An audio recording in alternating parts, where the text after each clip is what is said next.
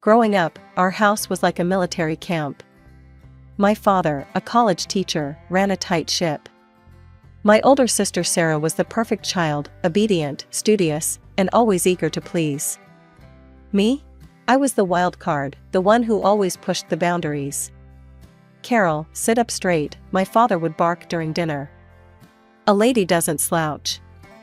I'd roll my eyes and straighten my spine, only to slump down again the moment he looked away.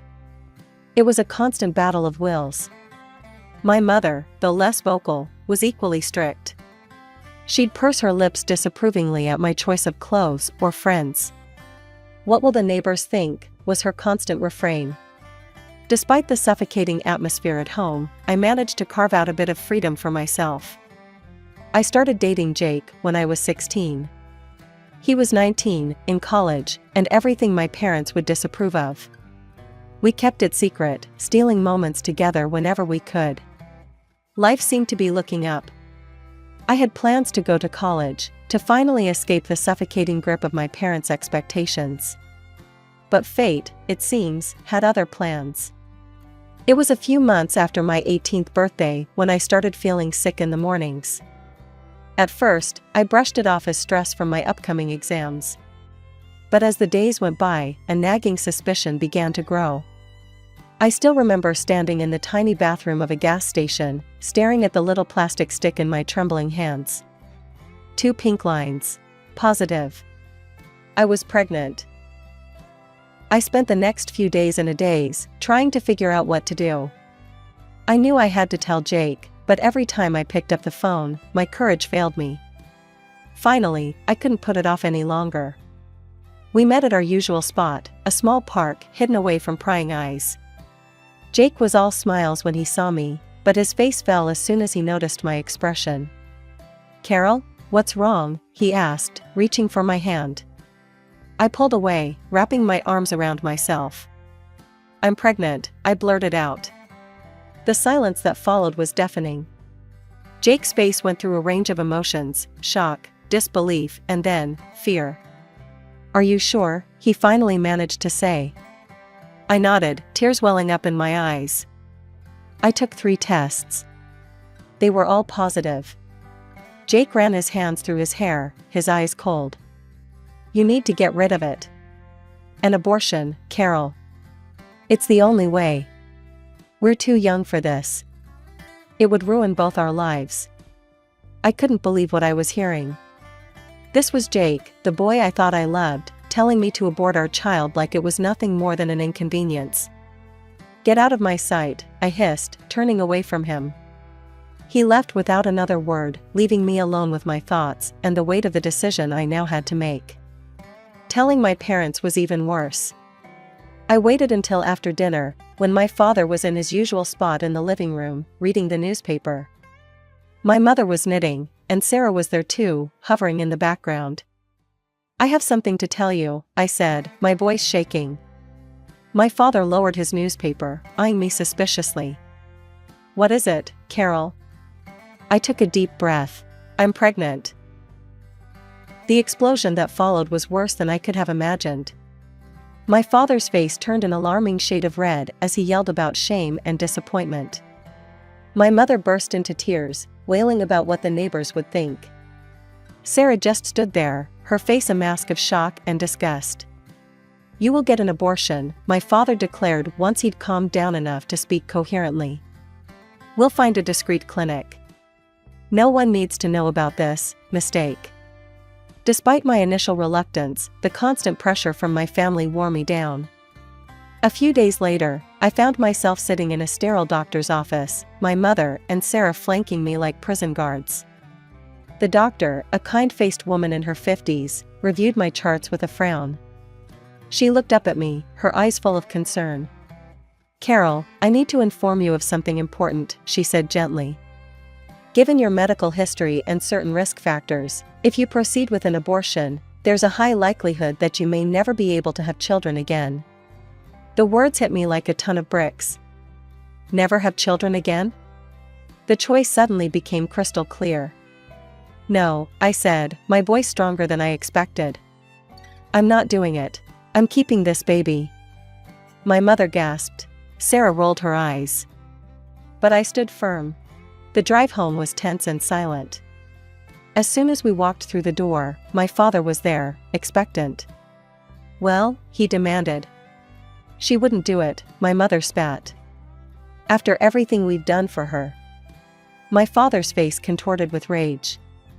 "You ungrateful little," he cut himself off, taking a deep breath. When he spoke again, his voice was cold and final. "Get out," he said. "Pack your things and get out of this house. You're no daughter of mine. I won't have you embarrassing this family with your condition." My mother nodded in agreement, her eyes hard. "You heard your father. Go." Sarah just stood there, silent and judgmental.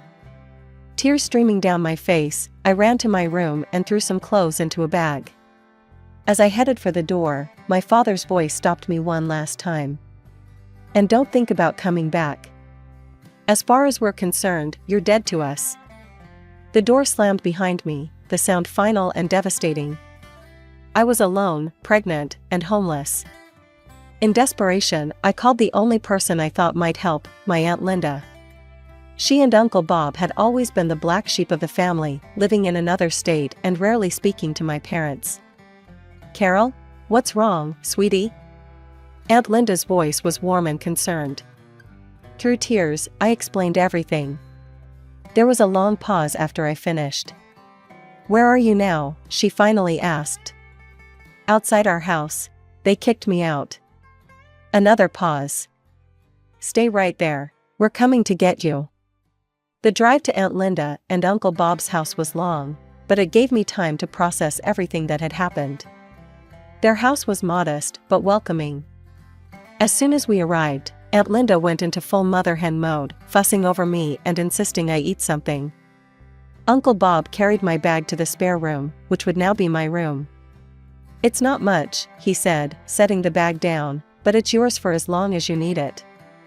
I looked around the small, cozy room and felt a lump in my throat. "It's perfect," I whispered.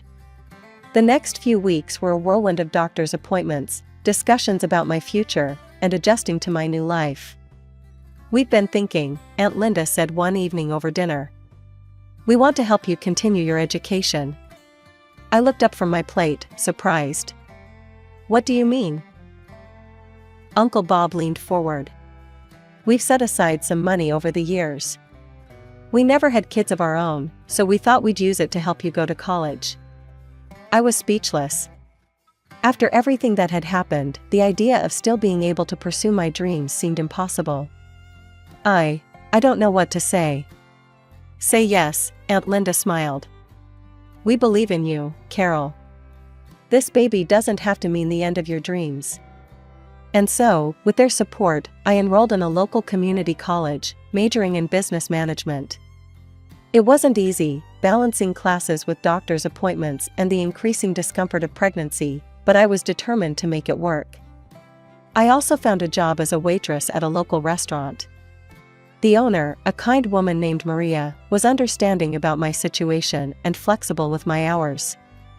It wasn't much, but it allowed me to start saving for the baby and contribute a little to Aunt Linda and Uncle Bob's household. The day my son was born was the most terrifying and beautiful day of my life. After hours of labor, I held him in my arms, marveling at his tiny fingers and toes.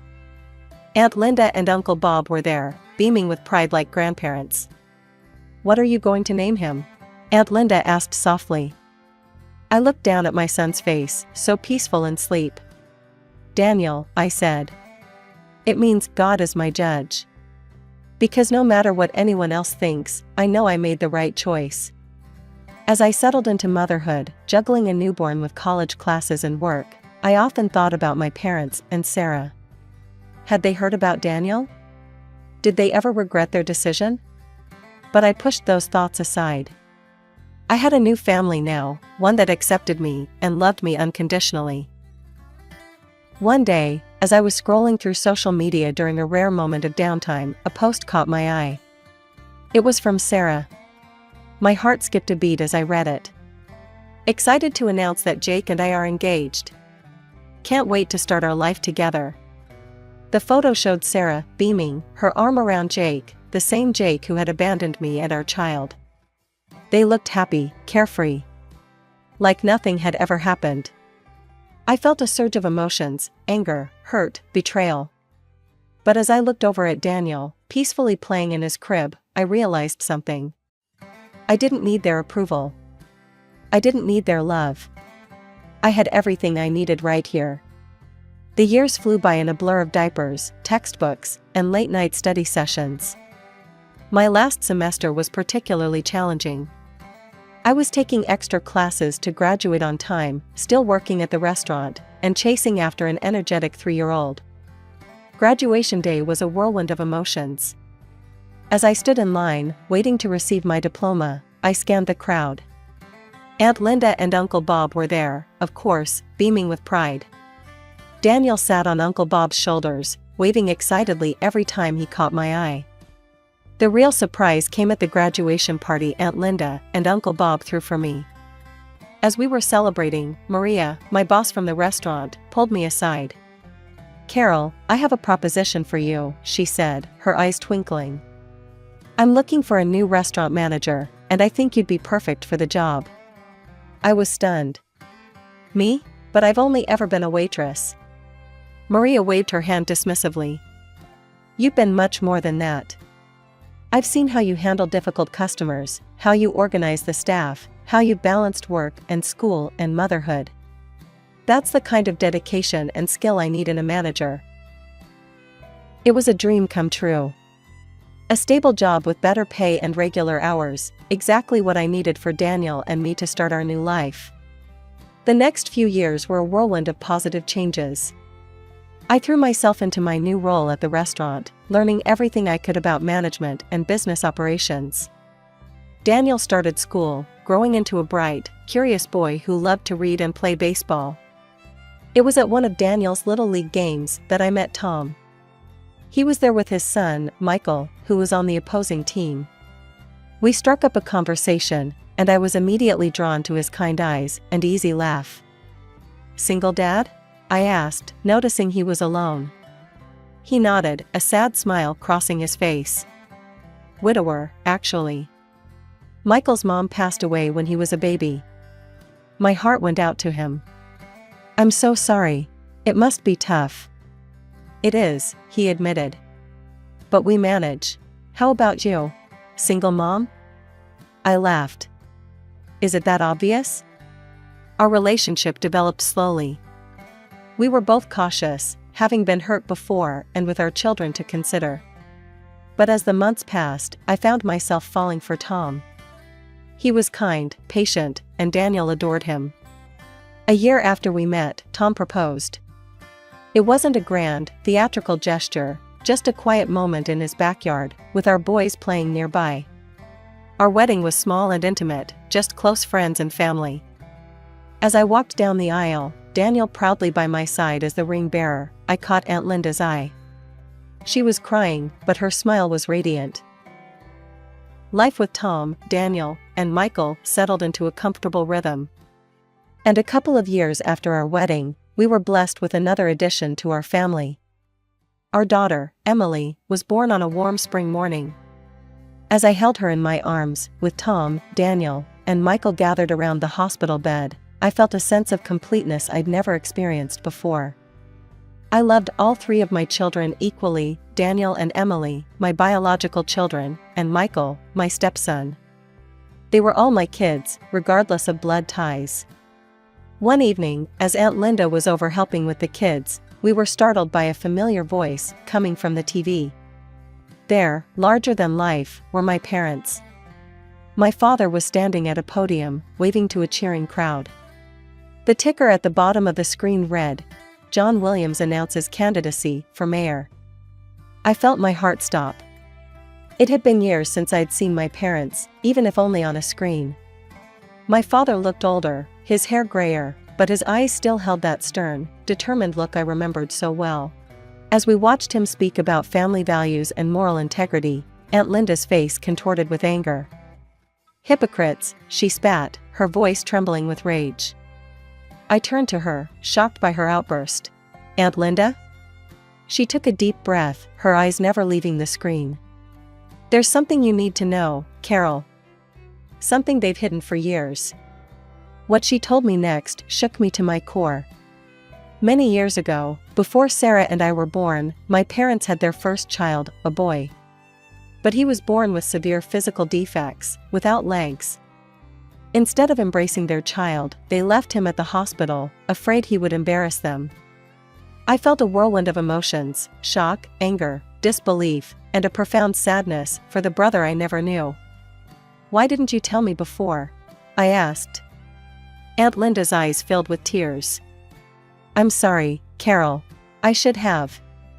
But after what they did to you, I didn't want to add to your pain." That night, after the kids were in bed, I made a decision. I needed to find my brother. With Tom's support, I hired a private investigator. Weeks passed, and finally, we got a lead. My brother was alive, and against all odds, he had thrived. He was a successful writer, married with children of his own. He had been adopted by a wealthy family who had given him every opportunity to succeed in life. Meeting him for the first time was surreal. Despite his physical differences, I could see echoes of my own features in his face. His name was James, and he greeted me with a warm smile and open arms. "I always knew I had a biological family out there somewhere," he said, his voice gentle. "I just never expected to find a sister." Over the next few months, James and I grew close. I introduced him to my family, and he welcomed us into his. His wife, Sarah, a coincidence that made me laugh, and their 2 children became a part of our extended family. 20 years had passed since that fateful day when my parents kicked me out of their house. Life had moved on, bringing its share of joys and sorrows. My eldest, Daniel, was now 19 and had just started college on a baseball scholarship. I couldn't have been prouder of the young man he'd become. One lazy Sunday afternoon, as I was scrolling through news articles on my tablet, a familiar face caught my eye. It was my father, looking older but still carrying that air of self-importance I remembered so well. The headline read, "Mayor John Williams discusses family values in exclusive interview." Curiosity got the better of me, and I clicked on the video. For a few minutes, I listened to my father espouse the importance of family, integrity, and moral values. And then, the interviewer asked about his children. My father's face softened into what I recognized as his public sympathy look. "I have one daughter, Sarah. She's the light of our lives. Tragically, we lost 2 of our children. The pain never really goes away, but it's made our family stronger."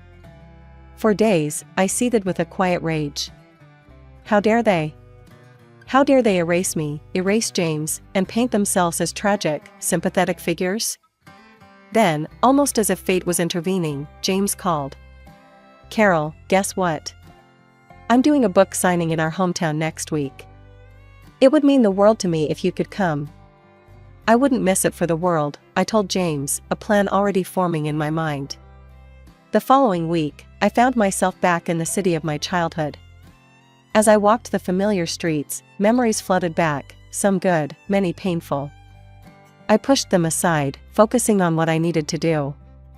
The book signing was being held in the grand ballroom of the city's most prestigious hotel. As I entered, I saw that James hadn't exaggerated. It seemed like half the town was there. Local celebrities, business leaders, and politicians all mingled, waiting for the event to begin. And there, in the front row, sat my parents and Sarah. My father, now the mayor, looked every inch the distinguished politician. My mother, elegantly dressed, smiled and nodded at acquaintances. Sarah was sitting next to them. They hadn't seen me yet. I took a seat near the back, my heart pounding so loudly I was sure everyone could hear it.